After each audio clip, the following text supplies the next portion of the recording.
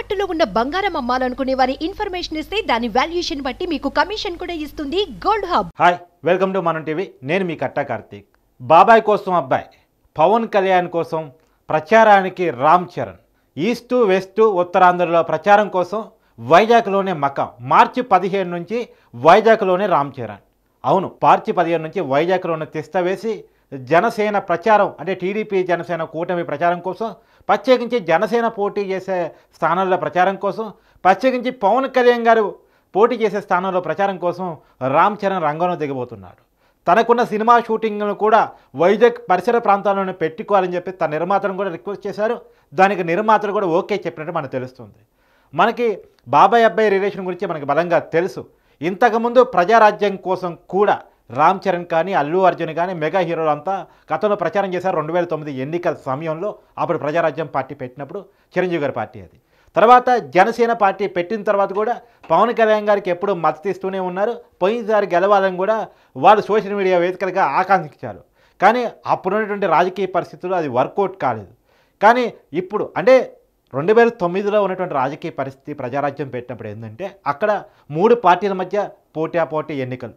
ఒకటి Congress party YS Rajasekhara Reddy గారి హయాం, చంద్రబాబు నాయుడు గారు టీడీపీ పార్టీ ఆ హయాం, తర్వాత అప్పుడు ప్రజారాజ్యం చిరంజీవి గారు పెట్టిన అంటే 3 కూటములుగా విడిపోయి గట్టి పొలిటికల్ ఫైట్ నడుస్తున్న సమయం. మళ్ళా మొన్నటి ఎన్నికలు కూడా టీడీపీ విడిగా, జనసేన విడిగా, వైసీపీ విడిగా ఏ పార్టీకి ఆ పార్టీ ఫైట్ చేసుకున్నటువంటి సమయం. కాబట్టి పొలిటికల్ ఇంట్రెస్టులు జనసేనకు అనుకూలంగా రాని పరిస్థితి, అప్పుడు ప్రజారాజ్యానికి అనుకూలంగా రాని పరిస్థితి. కానీ ఇప్పుడు పొలిటికల్ సిచ్యువేషన్ ఒకవైపు టీడీపీ జనసేన కూటమి, రెండోది వైసీపీ కూటమి. అధికారం టీడీపీ జనసేన కూటమిదా వైసీపీ కూటమిదా అనుకున్నటువంటి పొలిటికల్ సందర్భం.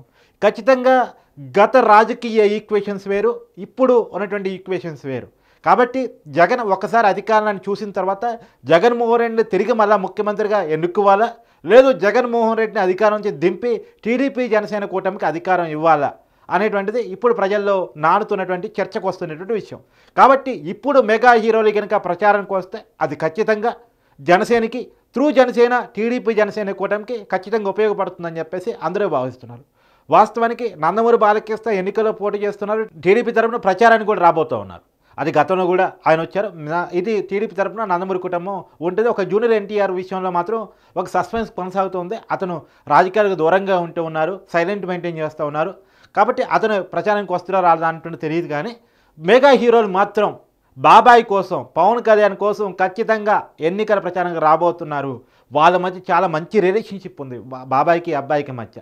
కాబట్టి బాబాయ్కి ఈసారి రాజకీయంగా ఉపయోగపడేదానికోసం, చేదోడు వాదోడుగా ఉండేదానికోసం, ఖచ్చితంగా వాళ్ళకు అనుకూలమైనటువంటి ఓటు బ్యాంకుని ఏకీకృతం చేసేదానికోసం, సినిమా గ్రామాన్ని జోడించేదానికోసం ఆయన పూర్తిగా వైజాగ్లోనే మార్చి 13 నోటిఫికేషన్ వస్తుందని భావిస్తూ ఉన్నారు.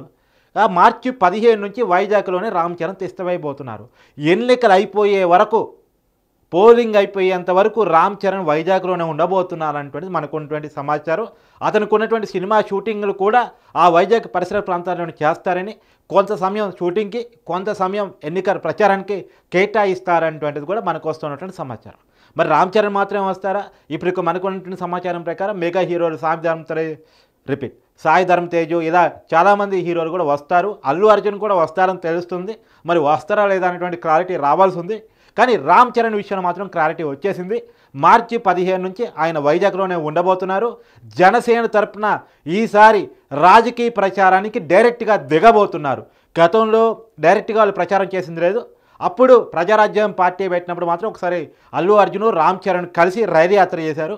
ఇప్పుడు డైరెక్ట్గా మరోసారి రామ్ చరణ్ ఎన్నికల ప్రచారం దిగబోతున్నారు. బాబాయ్ తరపున బాబాయ్ని గెలిపించాలి, జనసేనని గెలిపించాలి, జనసేనని గెలిపించడం ద్వారానే రాష్ట్రంలో రాజకీయ సంస్కరణ వస్తుందని చెప్పేసి రామ్ చరణ్ ప్రచారం ద్వారా చెప్పబోతున్నారు. చూడాలి రామ్ చరణ్ ఎన్నికల ప్రచారం జనసేనకి, జనసేన టీడీపీ కూటమికి ఏ రకంగా పనిచేస్తుంది అనేటువంటిది, పొలిటికల్గా ఏ విధంగా అడ్వాంటేజ్ అవుతుంది అనేటువంటిది చూడాల్సిన పరిస్థితే కనపడుతూ ఉంది. Thank you.